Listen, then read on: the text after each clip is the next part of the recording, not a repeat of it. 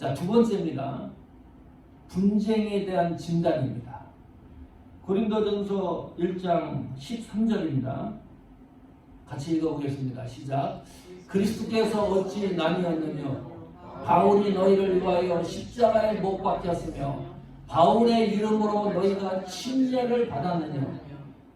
이 문장을 잘 보면 세 가지 질문이 나와요. 세 가지 질문을 하면서 고린도 교회 분쟁에 대해서 진단을 하고 있습니다. 첫 번째 질문이 이거예요. 그리스도께서 어찌 나뉘었느냐? 심각한 거죠. 예수님은 나누어질 수가 없잖아요. 분리될 수가 없어요. 여기 어찌 나뉘었느냐 이 말은 예수님을 미리 전에 분리시켜 놓고 다시 그 예수님을 분리해서 조각을 내가지고 가루를 만들어서 섬기는 걸 말해요. 이 어찌 나뉘었느냐 이 말씀의 핵심이 단순하지가 않아요. 내가 예수님을 믿는데 온전한 예수님을 믿는 것이 아니라 나는 예수님의 팔이 좋아요. 나는 예수님의 눈이 좋아요. 나는 예수님의 손이 좋아요. 예수님의 머리가 좋아요. 예수님의 그 부분을 분리를 해가지고 믿는다는 거예요. 무슨 말입니까? 내 입맛에 맞게 예수님을 믿는 겁니다. 내 마음에 맞게 예수님을 믿는 거예요.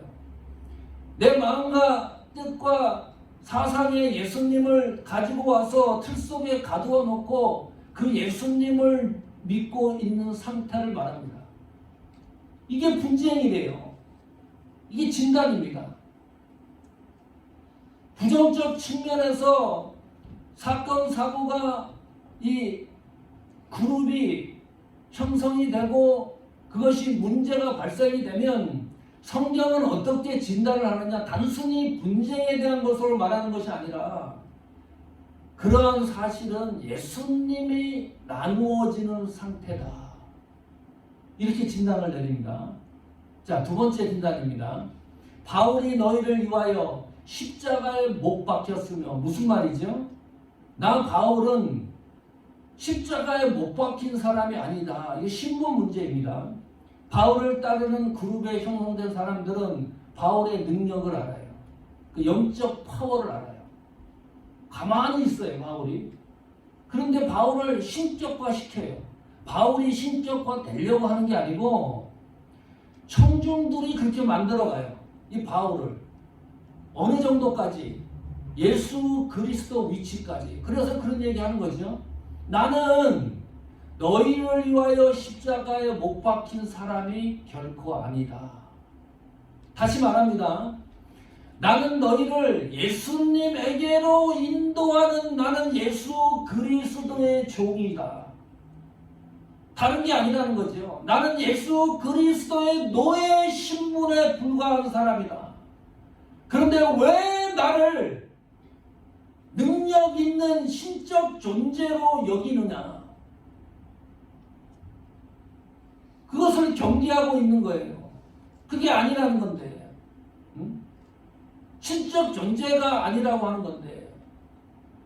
대형교회가 되면 목사님들이 마지막에 가면 얼마나 그 건물도 크고 또 물질도 풍부하고 기사를 보고 그러면 목회 잘 하시다가 마지막에 이 너무나 방대해져 가지고 실패하는 경우를 너무 많이 봅니다.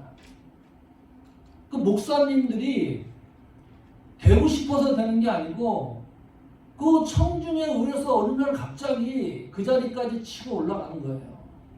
이게 위태위태한 거죠. 분쟁 여기서 말하는 게 그거예요. 바울을 쫓는 사람들이 분쟁이라는 게 뭡니까? 그리스도 안에서 이 신앙과 목적과 비전을 보는 게 아니라 그리스도 밖에서 바울을 따라가는 것을 경계하는 거예요.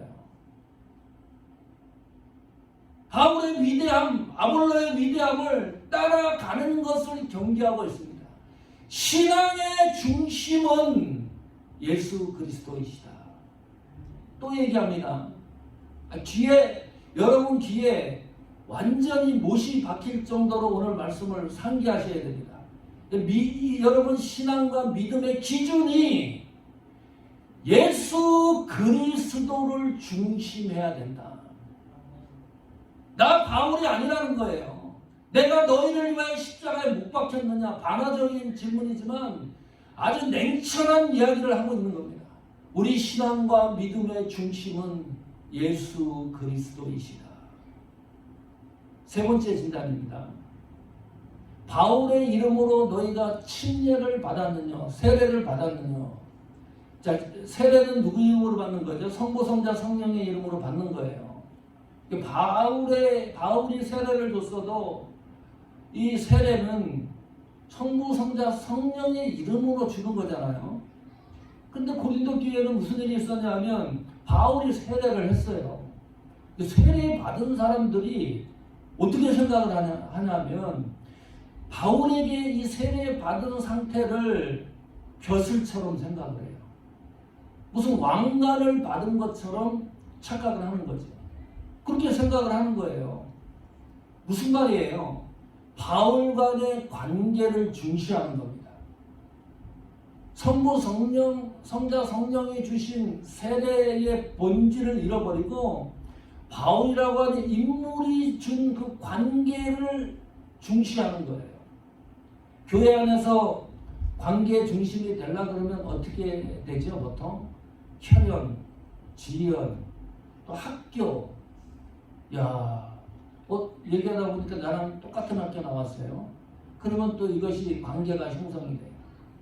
이게 지독한 겁니다. 어느 교회 가면 경상도 사람들만 모여서 예배드려요. 전라도 사람들 가면 거기에 살아남지 못합니다. 미국 교회도 가보세요. 백인이 90% 모이는 교회는 흑인이 잘 안 갑니다. 흑인 교회들 있죠? 흑인들만 모여서 예배드려요. 거기에 백인이 별로 가지 않아요. 이 관계가 똘똘 뭉쳐 있어요. 이 관계 중심에 대한 내용을 진단을 하고 있습니다. 분쟁에 있어서. 우리 서구노예에서도 우리 교단 서구노예에 속한 교회입니다. 제가 그 교회에 노회장이었을 때 가서 장로원 임직하고 그랬을 때 설교도 하고 그랬는데 그 교회는 사업하는 장로님이 계셨어요.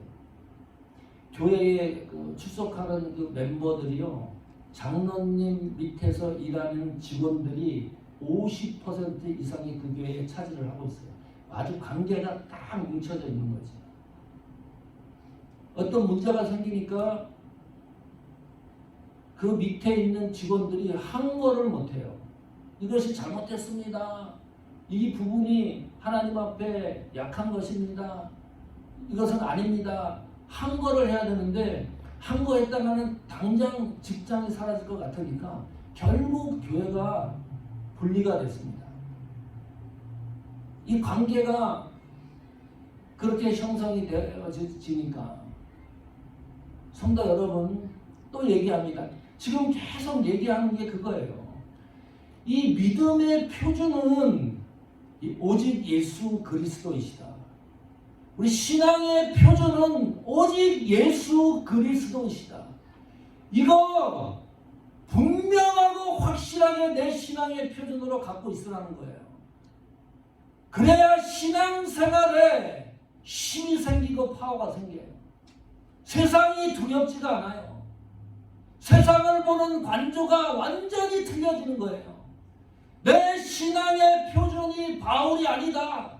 내 신앙의 표준이 아볼로도 아니고 내 신앙의 표준이 여기서 말하는 게바도 아니다. 내 신앙과 믿음의 표준은 예수 그리스도이시다. 내 신앙의 믿음의 표준이 사람과의 관계보다 우선되는 것이 예수 그리스도이시다.